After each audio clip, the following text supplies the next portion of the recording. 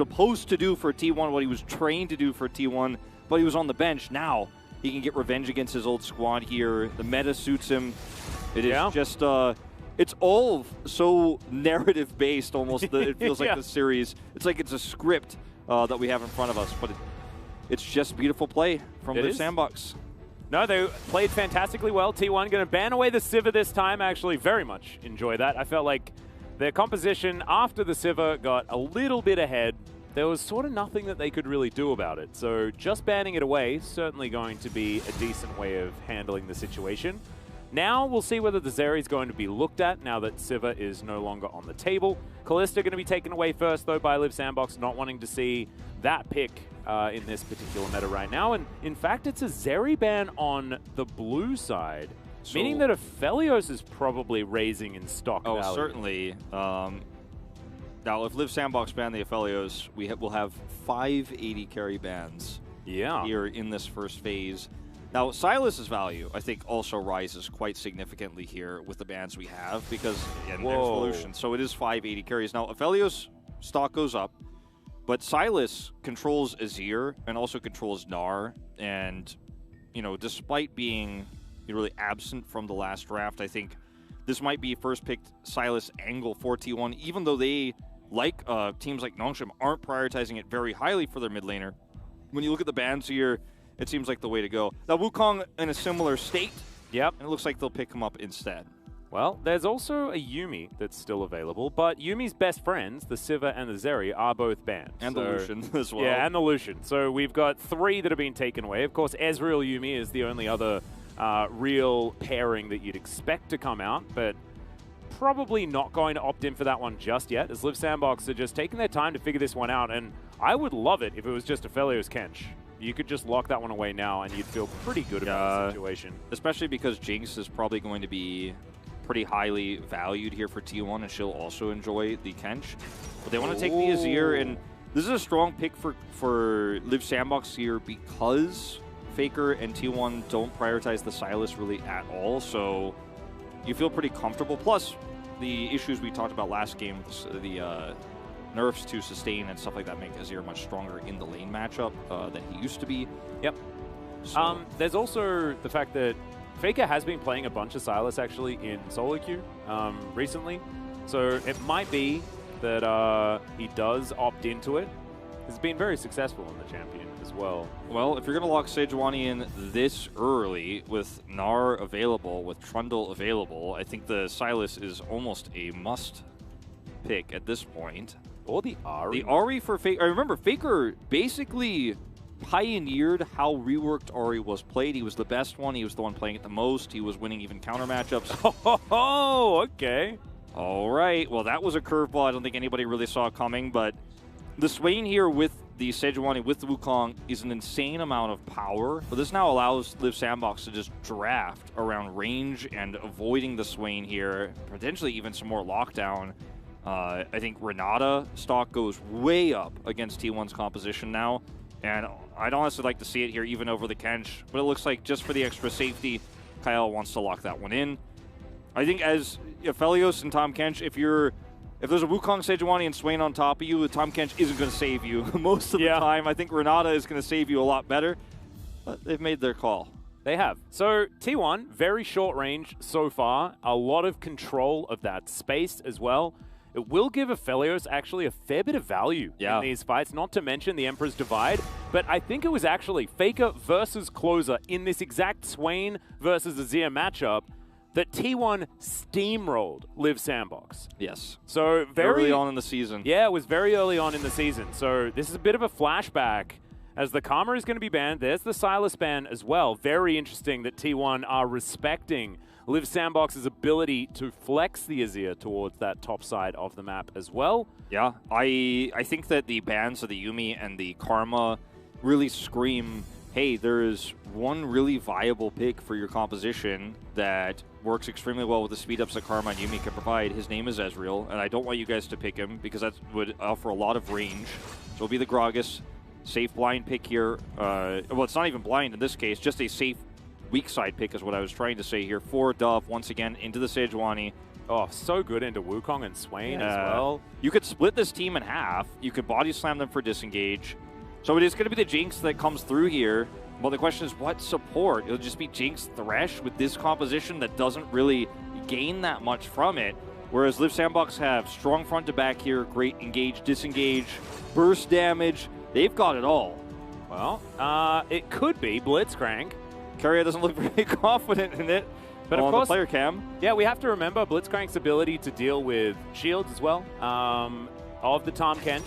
So if the Devour comes through, then he spits someone out. They've got a big old shield. Blitzcrank presses his R button, and you're feeling pretty good about it. Also, recently had a couple of buffs, I believe, on 12-13 or something like that. Yeah, he got a little bit more damage on his Q and his ultimate, if I remember correctly. Yep.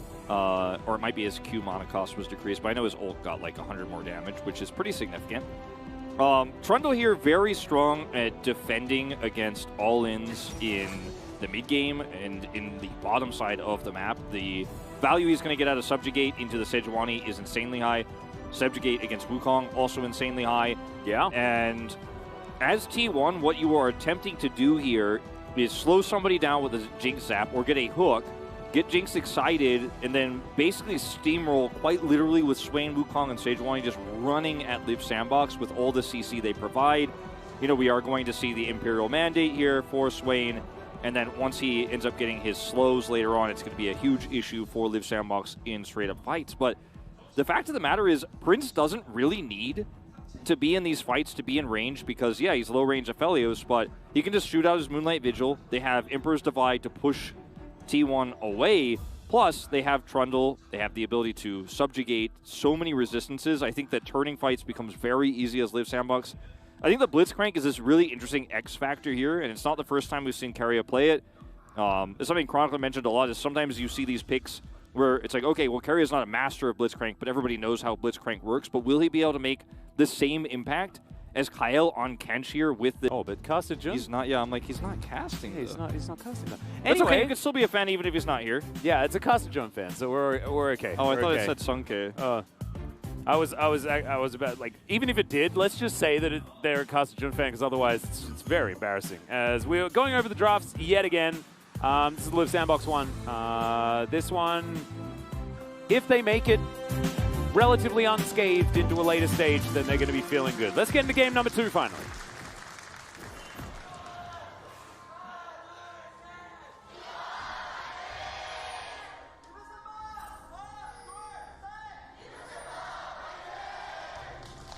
All right, here we are. Finally back.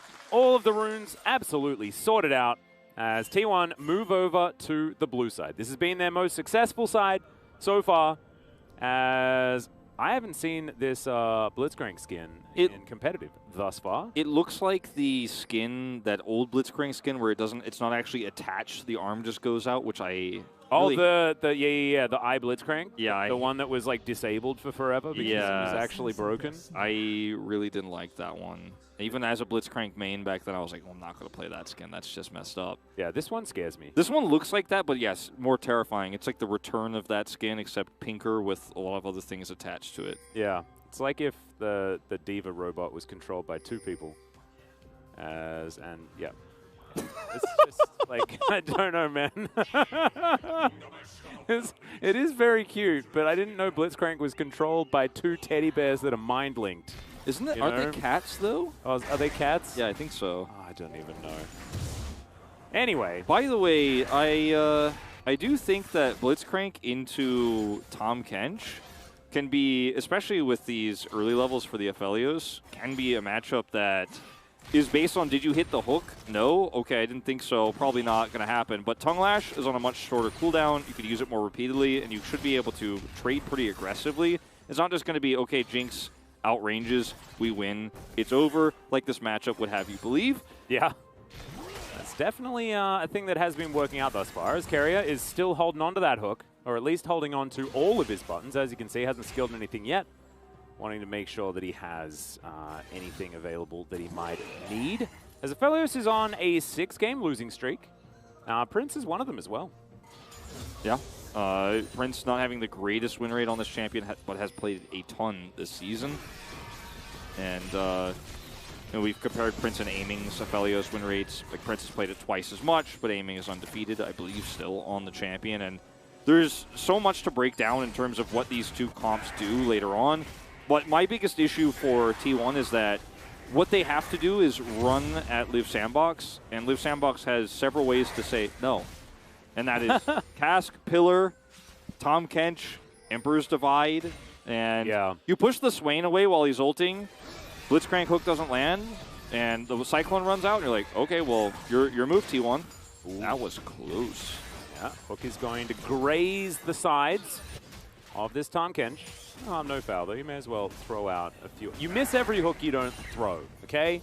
That's what you have to remember. Yeah. It's on a very long cooldown for those who don't play Blitzcrank, and also uses a lot of mana, so you can't just spam it. And then the look mana for trades. thing's the big problem, I think. Yeah, you can't just spam it and look for trades, because eventually then you will have a big problem. As I love the push-up of this wave, the vision denial, so that this Wukong rotation can come through. Owner is unseen so far. Sweeper timing, pretty nice, as the hook is going to connect onto the Tahm Kench. Flame Chompers don't actually go off, as Kyle's able to get that flash off in the nick of time. Prince with his grab at him actually doing a fair bit of work here, as Gumayushi's burning down to the Ignite. So, T1 do get what they want. They take the flash from the Tahm Kench, but not able to actually get first blood off that play. Yeah. Also, by the way, we haven't talked about this just yet. We have talked about it a lot this season. Swaying into the Azir in the early levels is very painful. Well, especially when you've got a troll coming from behind the turret looking to try and lock this one down. All right, can this dive actually work? Is the flash still available here for Crocos? Never Move is going to connect. Faker is on a merry jaunt, as Closer's going to come on in with the Shifting Sands. Yeah, Vision of Empire is only going to see the vision of First Blood going over to Closer. Yeah, Owner can't do anything. He's not here in time. They know that he was, of course, bottom side and was going back to clear camps and would not have likely been in the position in time. Plus, Croco took that path, so knows he wasn't there. And so as a result, you have really good kill pressure here in mid.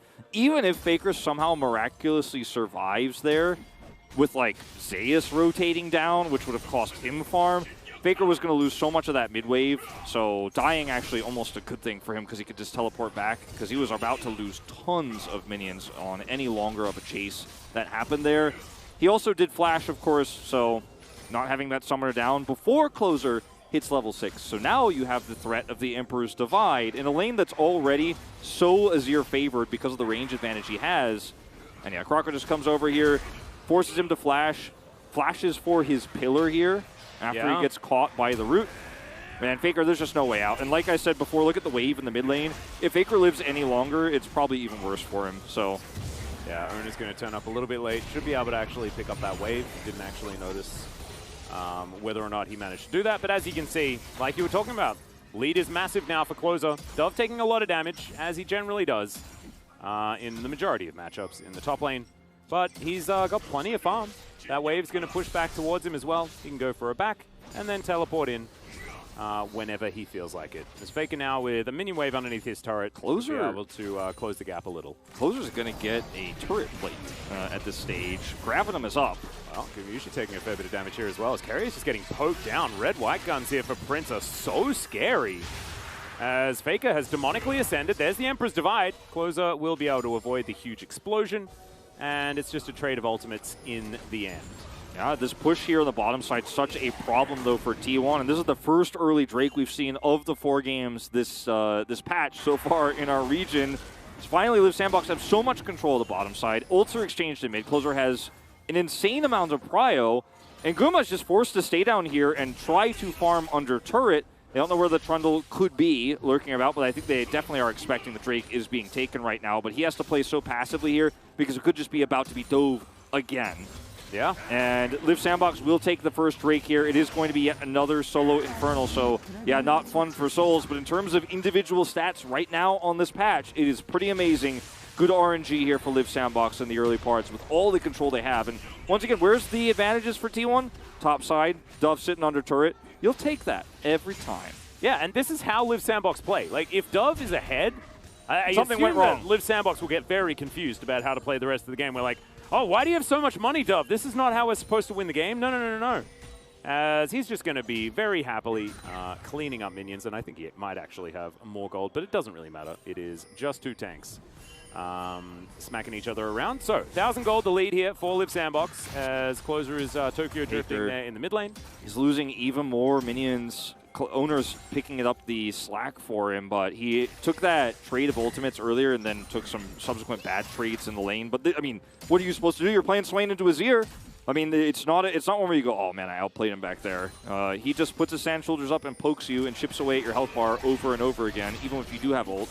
Yeah, no, it's a tough matchup, in the laning phase especially. And then now, you know, it looks like LIIV Sandbox, with that extra control, the lead they have there, could potentially turn this into both early objectives. They have the Drake power, and yeah, I mean, this early stage, like Swain, his ultimate is very strong in skirmishes, but so is Emperor's Divide, so is Subjugate, which is coming online here for Croco, probably when he takes this red buff.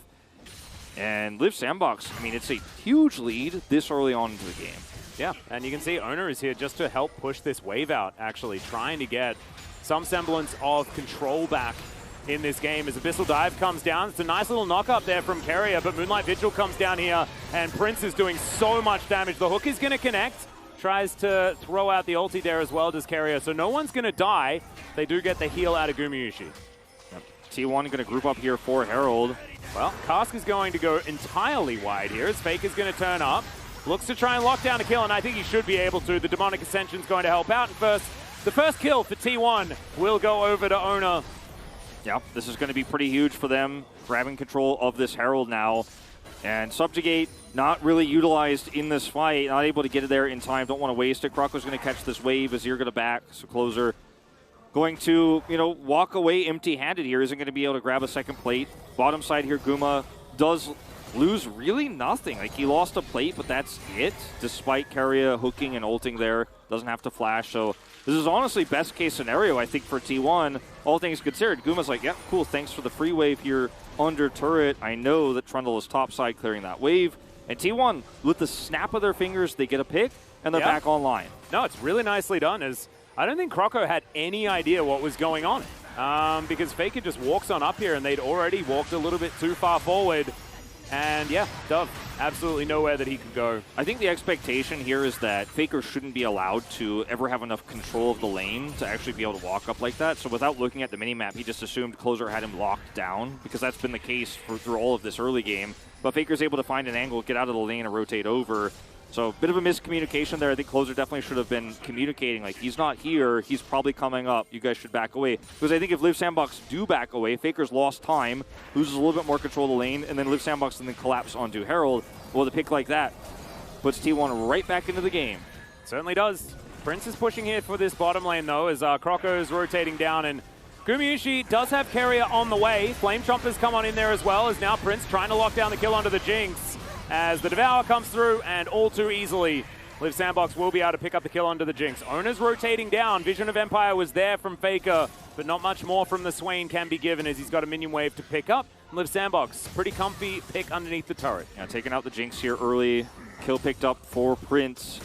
And, you know, Faker and Closer were coming down there. I think that could have been an even crazier fight had LIIV Sandbox tried to push the issue even further, but Faker had the faster rotation, so they back away. Closer holding on to teleport and flash here. Both summoners, as this Drake spawns in 40. He's got Crown, a much bigger spike than what Faker has on the other side of the Rift. Don't know how much gold he's holding right now, but should be able to pick up first item here very soon. The question is, will he be able to do it and get this Imperial Mandate before the Drake? Other thing is, that's way less valuable than first item Crown in terms of a straight-up 5v5 team fight at this stage.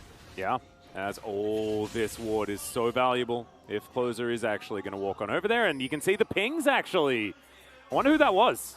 Pinging out exactly where T1 might be looking for a play. Closer. My money's on Kyle. Yeah, my money's on Kyle too. Mainly just because I've been on the Kyle hype train recently. I think that he is an absolutely fantastic support at this point in time. And after his season last season, it's just mind-boggling that he has gotten this much better.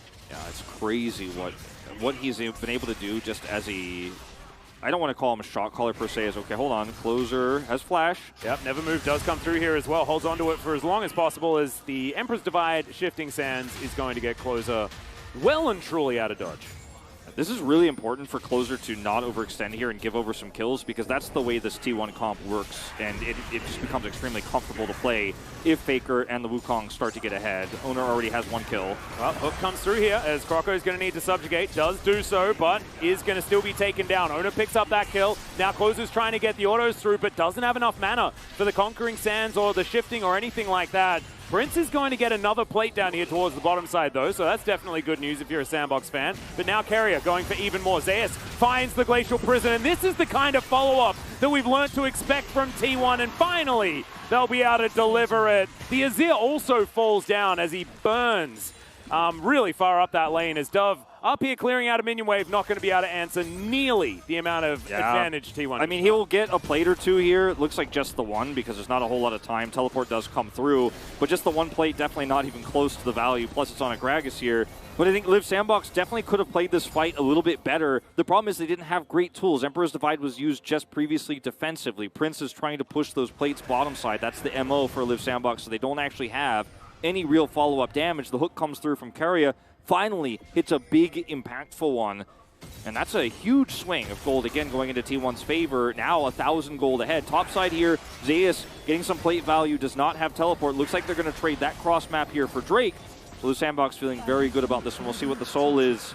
Will be Cloud. So yes! Pretty significant, though, for both compositions, actually. Yeah, I think the Cloud Soul buffs are actually pretty huge, as that's a nice sidestep there from Closer, who I think almost did it accidentally.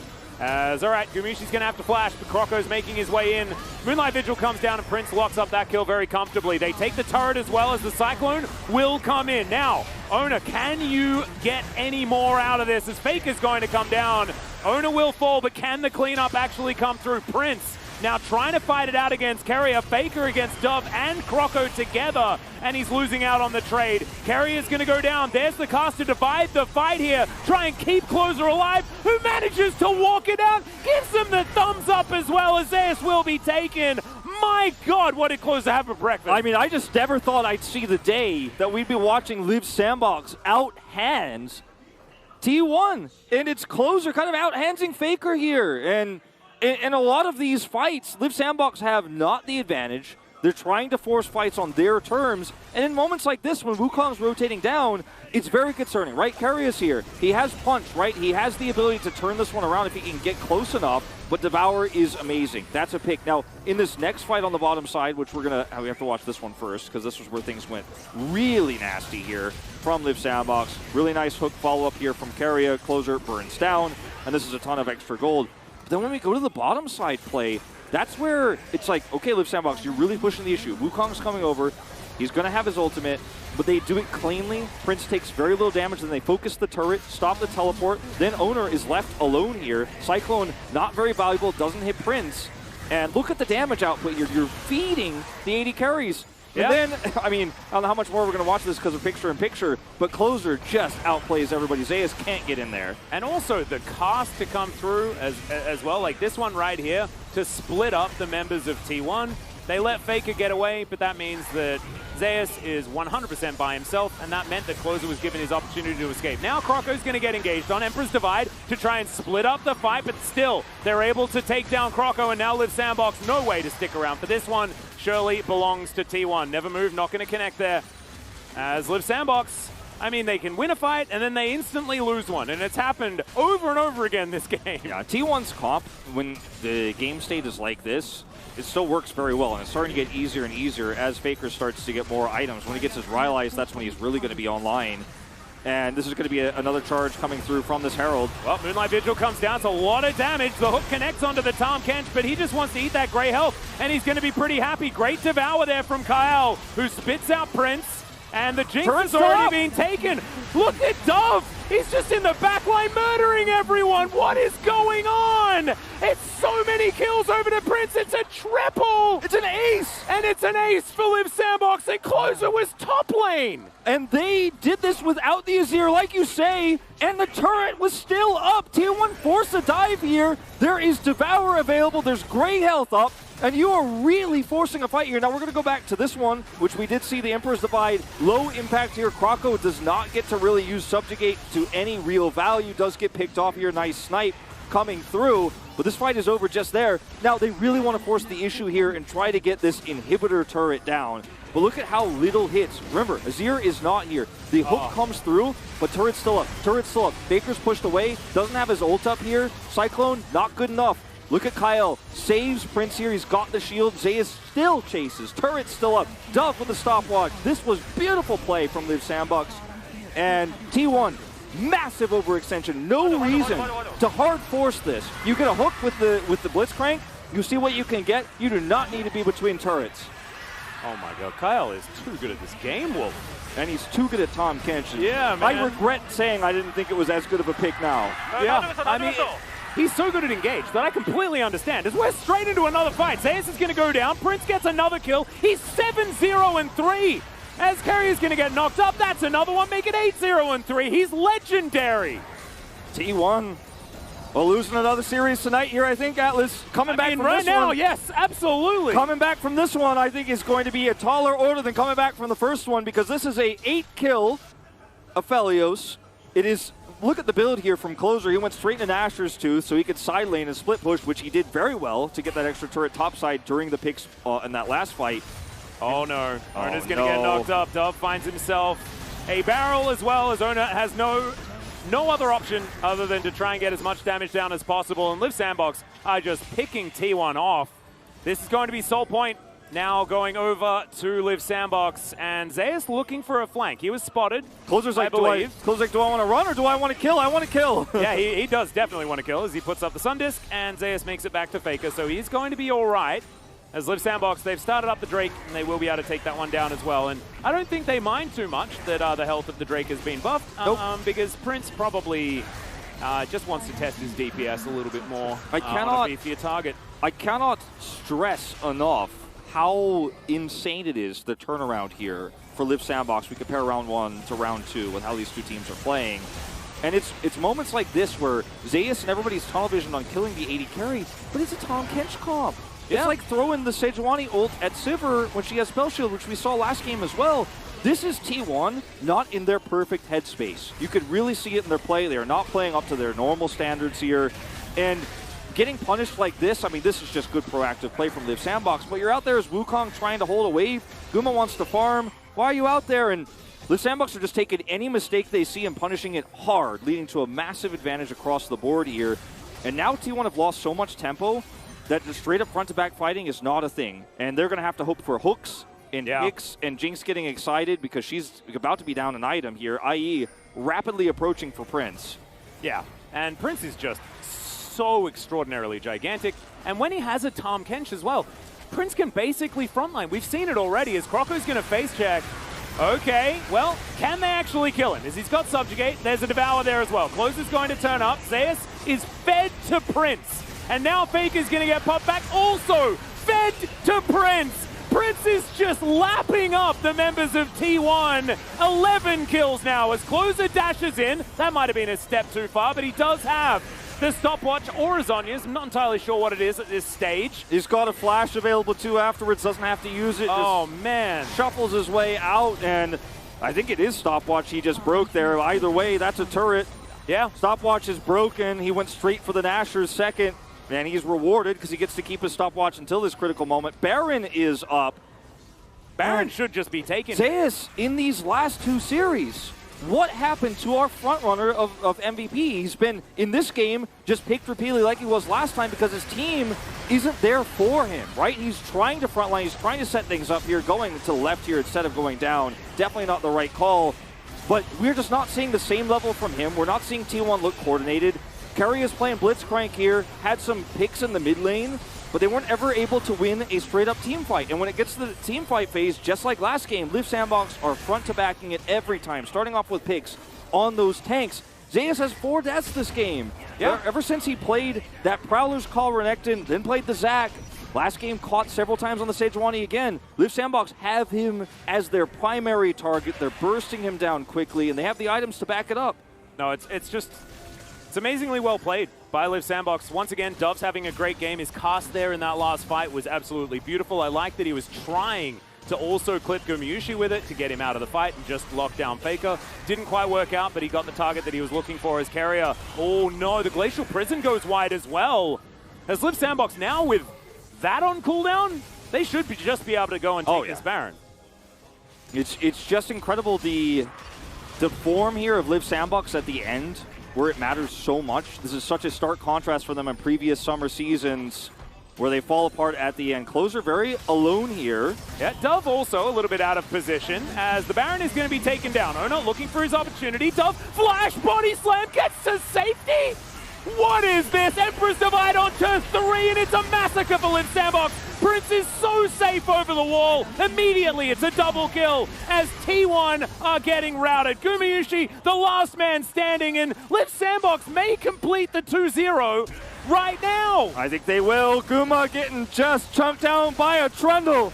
Oh my goodness, he's underneath the turret, he does not care. Kyle might also die, but instead, it's just going to be the Jinx falling.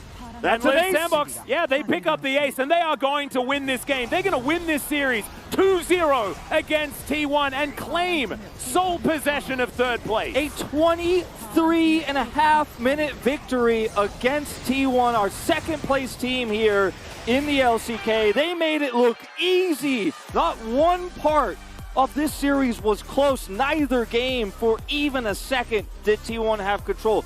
In this second game, there was that one